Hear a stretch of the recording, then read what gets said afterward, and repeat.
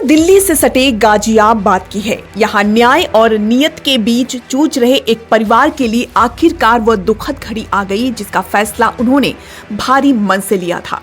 Rajnagar extension की राज empire society में रहने वाले 30 वर्षीय हरीश राणा को आखिरकार इच्छा मृत्यु की अनुमति मिल गई। साल 2013 में एक हादसे ने जिस होनहार खिलाड़ी और इंजीनियर का भविष्य छीन लिया था, अब उसे इस असहनीय दर्द से मुक्ति मिलने जा रही है। हरीश राणा की कहानी संघर्ष और सपनों के टूटने की है। साल 2013 में हरीश बीटेक के फाइनल ईयर में था। वो एक बेहतरीन वेट लिफ्टर भी था। हादसे वाले दिन यानी रक्षाबंधन की शाम उसने अपनी बहन से बात की थी, लेकिन महज 1 घंटे बाद खबर आई कि वह चंडीगढ़ के एक पेइंग गेस्ट हाउस की 4थी मंजिल से गिरकर गंभीर रूप से घायल हो गया है।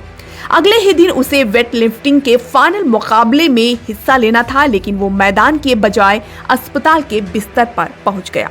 पिछले 13 सालों से हरीश बिस्तर पर है। उसके पिता अशोक राणा ताज सेट्स एयर कैटरिंग से रिटायर हुए हैं। उन्होंने अपने बेटी को बचाने में अपनी पूरी जमा पूंजी लगा दी। हरीश की देखभाल के लिए हर महीने भारी खर्चा उठाना पड़ रहा था। नर्स का खर्च 27,000 प्रति माह, फिजियोथेरेपी का खर्च 14,000 प्रति माह और दवाइयों का खर्च 20 से 25,000 प्रति माह आ रहा है। अशोक राणा को महज 3,500 की मासिक पेंशन मिलती है, जबकि छोटा बेटा आशीष एक प्राइवेट कंपनी में काम कर घर का गुजारा चला रहा था। सरकार की ओर से कोई मदद न मिलने के कारण परिवार आर्थिक और मानसिक रूप से पूरी तरह से टूट चुका था। परिवार ने पहले भी इच्छा मृत्यु की गुहार लगाई थी, लेकिन 8 जुलाई 2024 को हाई कोर्ट ने अपील खारिज कर दी थी। हालांकि बाद में स्थिति की गंभीरता और परिवार की दयनीय हालत को देखते हुए कोर्ट ने इस पर विचार किया। अब अनुमति मिलने के बाद ये मामला देश में पैसियो यूथनेशिया और लाइलाज मरीजों के अधिकारों पर एक नई बहस छेड़ रहा है।